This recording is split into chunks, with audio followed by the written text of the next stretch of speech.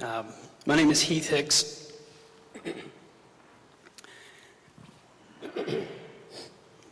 Excuse me. I've been blessed to know Brian for 24 years, sorry. During that time, he's become a brother to me. Knowing Brian as well as I do, I'm sure that story is similar to a lot of you. If you were fortunate enough to have a close relationship with him, you became his family. Many of you probably feel like he was your brother, your uncle, or your son, even though you weren't related by blood. While we're all deeply saddened that our dear friend has passed, we know that he's left a legacy that will go on. He brought an amazing woman, Christy, into our lives. Then came his two wonderful boys, Gabe and Cooper. Unfortunately, we never got the chance to meet his first boy, Owen, but we know he's with him.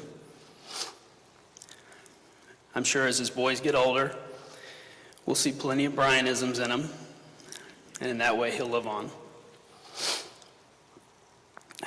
Brian was often the quiet one in the room, but as you got to know, you quickly learned that there was a lot to him. He was extraordinarily smart. He was crafty. He preferred the challenge of designing and creating things instead of buying things that he needed. Yesterday, one of our friends forwarded me an email where Brian had sent a picture of a wiring diagram. He was planning to add power and lights to his kayak. Did I mention he's smart? Brian was a fisherman. I'm sure he talked to a lot of you about that. He loved to fish. He did it as much as he could, even going out late at night after the kids were asleep, so his hobby didn't interfere with time with his family. Brian was a photographer. He and Christy were building a photography business, and I know many of you have seen those pictures, and they're pretty amazing. Brian was funny, very funny. He loved irreverent humor and would hurl a friendly and funny insult your way without hesitation. Brian hated onions, but he loved onion rings. Brian was handy. He could do just about anything to his house. If there was anything he was unsure about, he would read, learn, and apply his newfound knowledge. And many of the people in this room, myself included, have benefited from Brian's handiwork. Brian was a giver. He gladly helped his family and friends work on their cars, houses, moving. And a lot of us did a lot of moving. When our friend Michael was diagnosed with cancer, Brian led the charge and got a crew of friends together to do the work around the house that Michael couldn't do while in treatment. That's just how he was. I could go on about how much Brian gave to his family and friends, but we would need quite a few hours. Brian was a pit master. He made some of the best barbecue you could ever find. He and I were constantly exchanging ideas on cooking techniques. One of his last messages to me was to ask how long to smoke jalapenos. Brian loved his dogs. The ones I knew, Maddie, Nala, and Molly, he treated like they were his children. He even had a bird named Sammy that pretty much thought it was a dog. Brian was a doer. If he committed to do something, he did it. If I ever told him, I'll try to stop by, or I'll try to remember to bring that tool back to you that I borrowed, he would tell me in the wise words of Yoda, do or do not, there is no try. And yes, Brian was a big Star Wars fan. I couldn't really relate to that because I'm not a fan, but just know that if Brian were born 500 years later, he would have been Luke Skywalker or maybe Boba Fett. Brian was happy. We all have down days, but Brian didn't seem to have many. He preferred to live in the moment, not dwelling on negative thoughts or words flying around him. Brian loved America. With his father and brother in the Navy and he in the ROTC, there was never a shortage of American flair around Brian.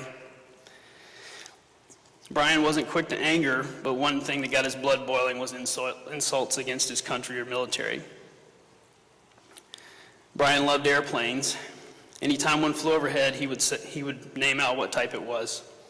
Since I had no idea about planes, I'd always say, man, you could tell me whatever you want, I'd have to believe it. He loved flying so much, he went out and got his private pilot's license. But I think he doesn't need his airplane or pilot's license anymore. He's got his own wings. Brian was a husband. He always wanted a family, and he got his when he married Christy. Brian was a happy guy, but never more than when he found Christy. Brian was a father. He had 3 boys, 2 that are with us, as I mentioned, and 1 that I'm sure he's fishing with now. He loved being a father and a husband more than anything in the world. He would tell me how he couldn't wait until the boys were old enough to go fishing with him. It was always his plan to get them so addicted to it that they'd have no interest in doing stupid things in high school and college. Brian was also a son and a brother, and I want to thank his family, his parents, Mr. and Miss Evaristo, and Mike, for shaping such an incredible person that they shared with us through these years. Brian was creative. He tried all sorts of arts. He decided to try a painting called The Scream by Edvard Munch. He liked it, so he decided to do a crayon version. It turned out quite amazing, actually. He carved a set of wings for his brother to commemorate the day his brother became a pilot.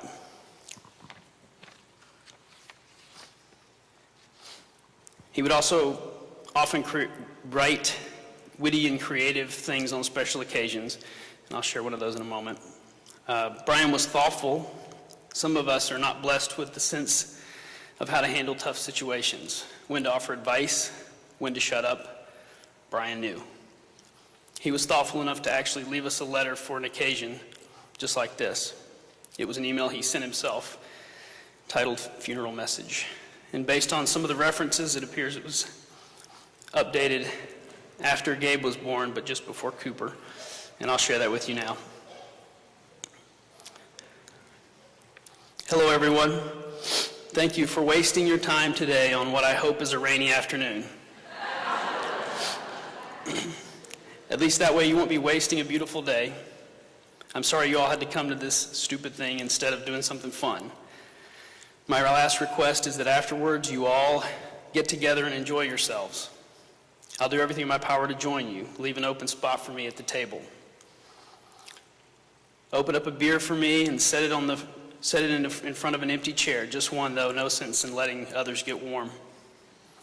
If you fire up the grill, make sure you let the lighter fluid set in, unless you're using gas. Possibly by the time you read this, lighter fluid will be a distant memory. He's got an edit in 2014. Don't use lighter fluid, use lump charcoal. If any of our friends have gone before me, I'll make sure they come too. It'll be just like old times. I'm writing this in 2005, hopefully a long time from now, when you are reading and hearing it. I'll update it for new friends and family as needed. I'm writing it with all of you who made an impact in my life in mind. I know my passing may be hard for some of you. We've been friends for a long time. Don't mourn my life, celebrate my life. Celebrate the friendship we had and the great times we shared. Remember the bad times we had as well, and how we got through them together. My departure is just a necessary step to where I need to go. I'm in my plane, heading to the runway in the sky, where the beer is colder than ever.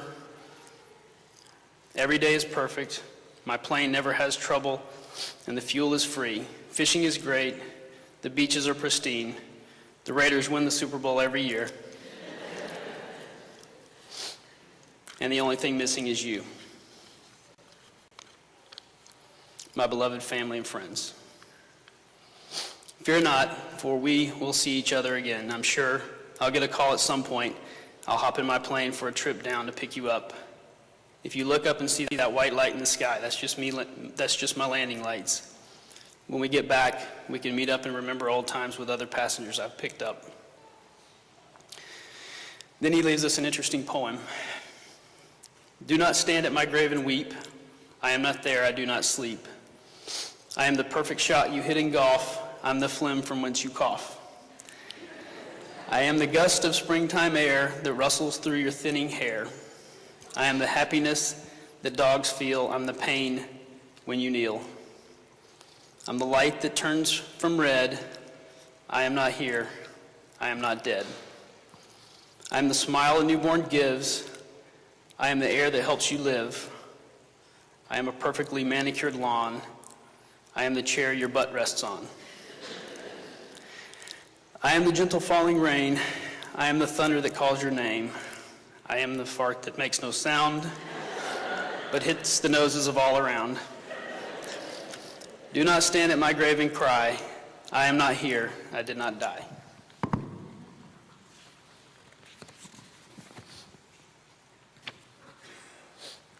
He goes on to say, I can't take credit for that entire poem. The first two and last two lines I stole from a real poem.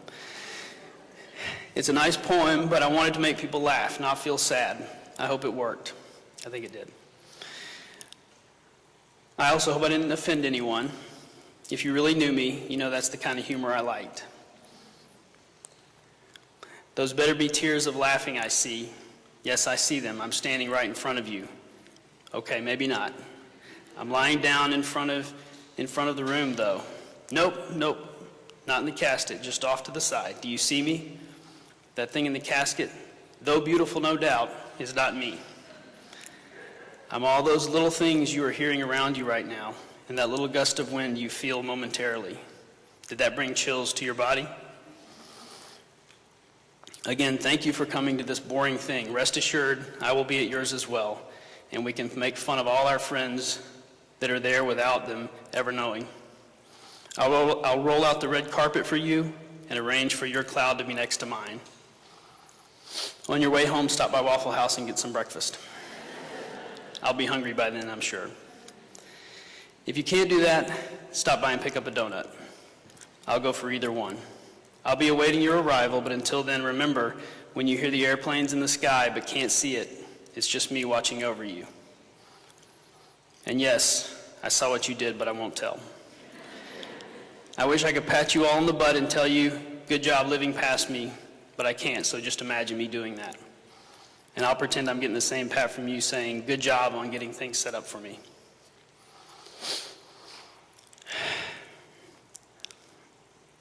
And finally, to my wife and son, I hope that the phrase, I love you more than you'll ever know, doesn't apply. I hope that you two knew you meant the world to me. I'm so fortunate and blessed that I was able to spend the last part of my life with you both.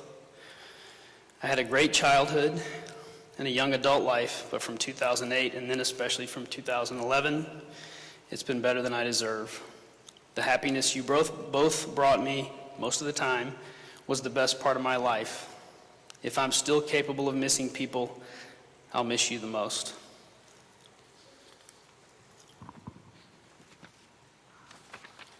Although I'm happy to be reunited with Owen, I'll wait until the day we're all together again. No hurry, I'll be fine. Now go out there and celebrate my life. Don't mourn my death. Try to make me even more proud of you than I already am. I love all of you. And he signed it with all of his nicknames. Brian, B, Evaristo, Brio, Tubby, Toby, Brianna, Honey Lion, Lucky, and Donkey Kong.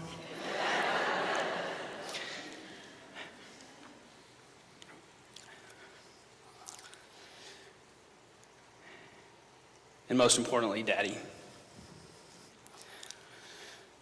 So we're all feeling a lot of pain today, but from his own words, Brian would want us to celebrate him as much as we can. Brian was a man of great faith, and I think he would have appreciated a passage from the Bible that says what he would have wanted for us. 2 Corinthians 13:11 says, "Finally, brothers, rejoice, aim for restoration, comfort one another, agree with one another, live in peace, and the God of love and peace will be with you." Thank you all, and God bless.